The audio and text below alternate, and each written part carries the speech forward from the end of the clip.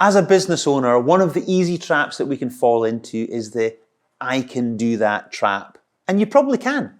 For most business owners, you started the business, and as the business has grown, you've had a hand in every single aspect of it. And so it's easy for you to default to the "I can do that" mindset.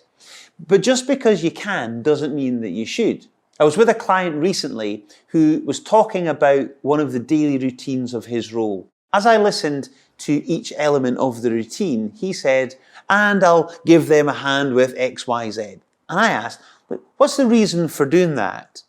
And his response was, "Because I can." But we then looked at other aspects of the business that weren't getting the attention that they deserve because of a perceived lack of time. More valuable on the business stuff wasn't being attended to because the in the business stuff was right in front of him. And because he could do it, he did. Now, as I tell this story, you're probably thinking, well, that's obvious, Alan.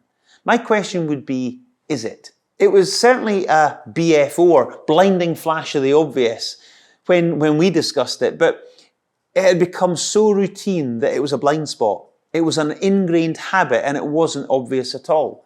So my questions to you are, what are you doing that the team are capable of doing and perhaps you're just meddling because you can? And might there be a more productive way to invest your time by tackling that bigger thing that you might have been avoiding?